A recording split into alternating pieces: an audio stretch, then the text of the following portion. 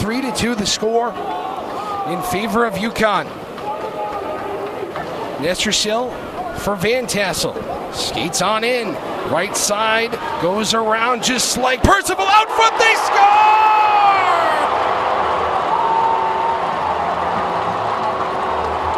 Almost identical plays, but in front it's Jack Musa to tie it again.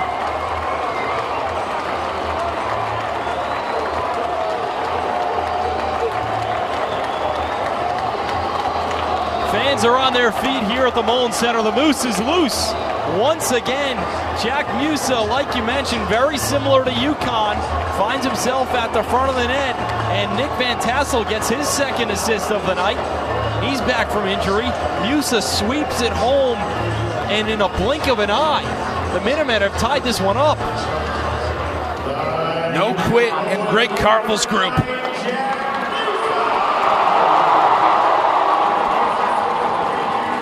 UMass again in the offensive zone.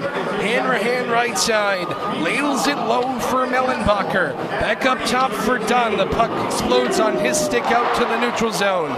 Larry Keenan back in. Shoots. Blocked. Dunn. Mellenbacher wide.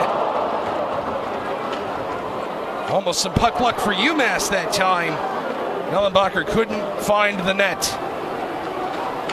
Here's a chance for UConn, sent across, and giving up a chance there to shoot. It was Jan Faria.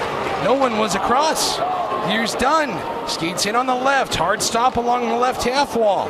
Cam Dunn tries to set it up, but it's a good stick by a UConn Husky. I believe it was Richard. He'll go to the bench for his efforts. As things slow back down here at the Mullins Center. 3-3 the score now. And I was just thinking, John, after that UConn goal, UMass is going to need two this period because, look, an overtime win would be nice, but it's not what you want. And I know that's picky to say, but you want to win in regulation. It sure would feel good in the NPI rankings. Hockey East as well, Jacob. Right. If UMass only gets two here, UConn gets one. All of a sudden, there's a tie for third place. Right. There's a shot on the goal. Save, Rebel rebound, also stopped by Michael. What a save. He continues to stand on his head, his 42nd of the night. Gustafsson Nyberg, shot blocked by Vaslav Nestersill. Trey Scott off his line, tries towards the net. It goes through the crease. Settles down in the near corner. Van Tassel for Nice. 14:35 to go in the third. 3-3 the score. Landon Nice from the red line shoots it wide of the net. Justin Kerr sends it low, but there is Scott. He finds Percival, the goal scorer. He'll bank it off the boards and gets it to Heaslip. All the way to the right corner he goes, plays the body on Hanrahan. Klitschka and Frazier in on the board battle. Hanrahan as well in the corner. He finds Del Elche. Tries to get it up the near side. It's all the way down. Klitschka racing after it. Can't get to it first. But it's loose there. A couple of players collide. Klitschka and Jensko in on the puck. Jensko and Klitschka around to Del Elche. He fires high and wide. Stomped along the side by Hanrahan. Point to point to Del Elche. Hockey East logo. Del Elche with space. He shoots. The goalie's down. And Del Elche missed an open net. I don't know if you caught it in front, Jacob, but Muselik still getting back to his feet. A little bit shaken up. I don't know if Del Elche if the shot got deflected, but it looked like he was picking a corner there. I don't think he knew that the goaltender was in the back of the net. And also, you're going to wonder who took down Muselik. If that puck went in, it would have been goalie interference. But here's Tattle for Richard. Right circle, Jake Richard scored a goal in last night's game. Goes all the way around, finds Muldowney. His shot misses. Muldowney again, left corner. In front, Richard. Across to Elaine Samaki. Right dot shot, blocked in front. Here's Richard left dot. Skates to the right, shoots to his left wide. Muldowney collects the loose puck. Great zone time for UConn. Muldowney shot, save, Ravel. Rebound. Did Michael get a piece of that one as well? He might have. He was going to the near post. Ravel laid out for it. I think he did, John. Barely able to extend that pad, but here they come the other way. Richard tries to leave it back, but there is Jack Galenik, and UMass will take possession. Back to the four corner in the UMass zone, now up for Van Tassel. 2 points in this game. He'll skate across center ice, tries to connect with Musa. Musa kicks it to Van Tassel, gets it back for Nestrasil. DeLalce fires wide on the one time. Lots of open ice in front, but they elect to shoot it from the point. Puck's out front again, guided away by Musalik. Nestrasil low in the corner. Gets it past Van Tassel. It goes to the far side. DeLalce tries to chip it middle. It goes off of the body of Blay back to the stick of Van Tassel. DeLalce, Olvestad, one-time shot, saved by Musalik. He kicked that one out nicely, and it's ahead for UConn. Good job by Olvestad to get in the passing lane. UMass has done a lot of good things when they've gotten the puck down low below the goal line and slid it up top to the high crease. That's how Jack Musa scored. They did it there, and the shot from the point banked off the end boards, and UMass had another look at that. Keep an eye on that as we go on here in the third.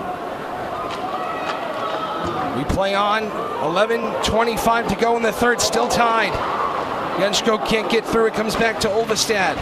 Kolechka at his own blue line finds Kerr across the neutral zone. Kerr tries a dipsy doodle move unsuccessfully. Big hit by Jensko. Down goes Masenio. But it's UConn possession. Up the near side, deflects in front, it goes to the stick of Heaslip. He backhands it deep. There is Nyes. Landon Nyes charges ahead. The freshman, the youngest player on this team, skates in on the left, sends it off the end wall. It goes to the hands of Gustafsson Nyberg. He gets it out with Dezaind, and UMass is offsides on the re-entry. With 10:41 to go and a thrilling third. 3 goals for UMass, 3 goals for UConn. We'll continue with the broadcast after this on 91.1 WMUA. At the University of Massachusetts, hockey is one of the most dazzling attractions, and for good reason. Over the course of the 6-month season, thousands of fans will fill the Mullen Center to watch heavy hits, sensational saves, and electrifying moments. But what it takes to get through a 36-game season in one of college hockey's most strenuous conferences, it would be practically impossible without guys like athletic trainer Mark Paquette and sports performance coach Mike Vaughn. Can you just tell the people what is your primary job focus as the sports performance coach of the UMass hockey team? So my role is basically the physical preparation of the team, whether that is the off-season, developing guys, making sure that they're physically ready to play, whether that's from a muscular standpoint, speed and power standpoint, or conditioning focus. And then secondarily, I would say it's making sure that on the day-to-day, we're getting what we need to be ready to practice every day and then to play every day. So there's training that we do 3 or 4 times a week. There's rehabs and reconditioning that I do after they get cleared through athletic training through Mark. And as for Mike Vaughn, he's a Lowell, Massachusetts native who played football at Fitchburg State. Dow back to pass, looking to his right. He throws. That pass is intercepted. Mike Vaughn, his second pick of the year. His experience includes being the hockey ops director at Merrimack for the women's hockey team, but before that, he interned at the highest level of athletics. I stuck around, I helped out train the team who was getting ready for the Sochi Olympics, and then I kind of just stayed with them. So Mike allowed me to kind of stay on, work under him, work with the other amazing staff that we had with USA Hockey, and then I got to be with them throughout their entire 6 months residency training period. So I was with the best athletes in the world prepping for the most important games of their life. How important is weight training for these guys? It's completely vital. Without it, we aren't able to do and perform the way that's necessary on the ice. Upper body wise, they have to be able to sustain the hits from the guys on the ice, whether that's practice or in games, but also the boards don't really move. Right, so you're hitting an almost immovable object going 20 to 30 miles an hour. If you don't have the support structures upper body wise, bad things are going to happen. Hello everyone, it's great to be back after the bye week here on the UMass Hockey Preview Show presented by UMass Journalism. Along with Jacob Repper, I am John Ruggiero.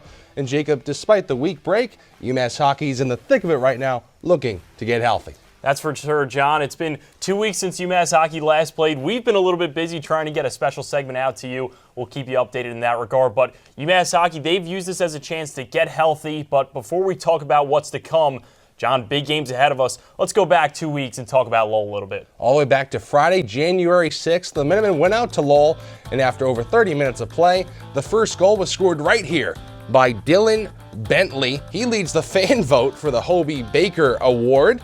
He gets a goal here. It's getting late for the Minutemen in a tied game. Guess who? I don't think you could have guessed.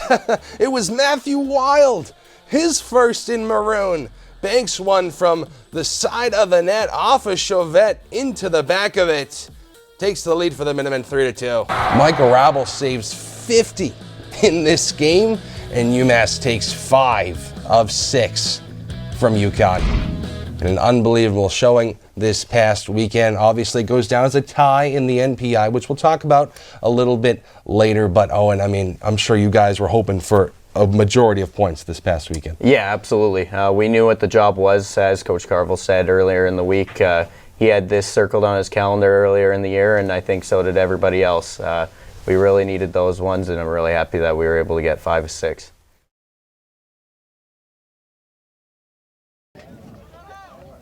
Anthony Tirado comes from Connecticut. Spent a couple of summers in the Futures League, 270 average, but this season a 359 average. Pop one out to the left side again, foul. Tirado is a singles machine. 23 of his 28 hits have been base hits. But he's in an 0-2 count right now. He'll take a high ball one.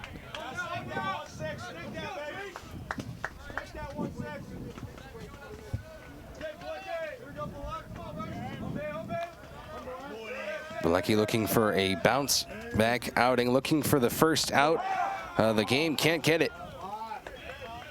Ball 2. That 17-5 loss versus Rhode Island, Coach Delaney called it one of the worst days he's been a coach for Quinnipiac. Another ball there, fills the count. Delaney not happy after that loss, but in the games ensuing, like I said earlier in this broadcast, Bobcats have scored 8 runs in each of them at least. There's one. Goes for a line out. Good catch by Garbowski at second base.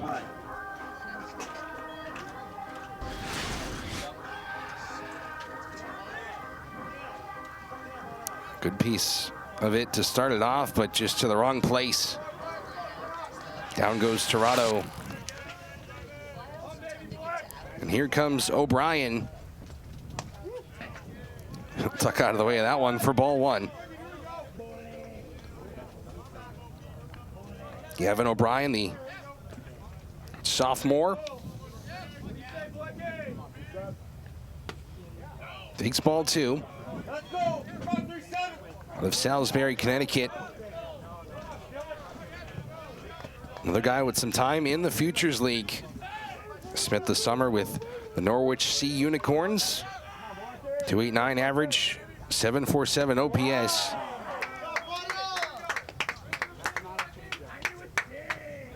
Count now 2-1. Brian coming in with a 273 batting average. And he will add to that here. Down the right field line, a base hit.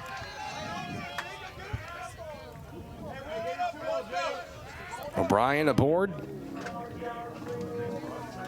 Up will come Ty Fox.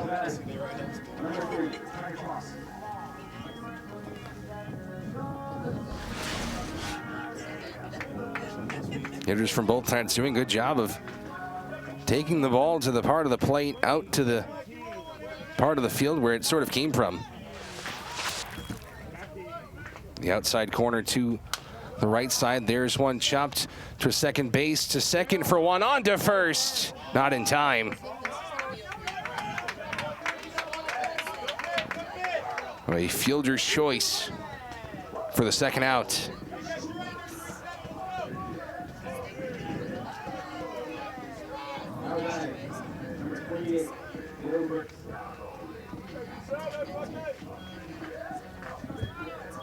Here's Will Briggs. designated hitter, redshirt sophomore. Pilecki's first pitch to him is in there for strike one.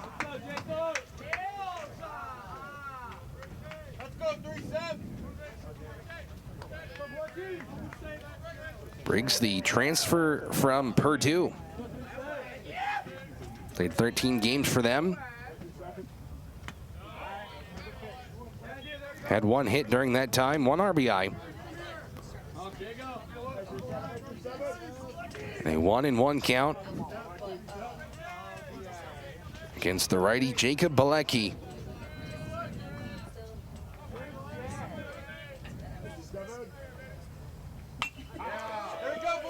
Fouled towards the UMass dugout. 1-2.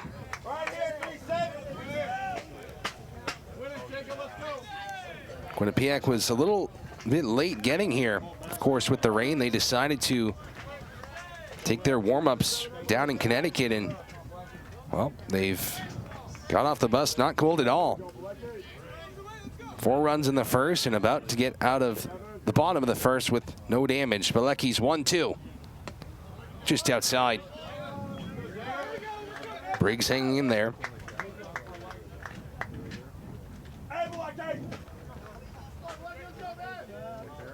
Briggs with a .220 average.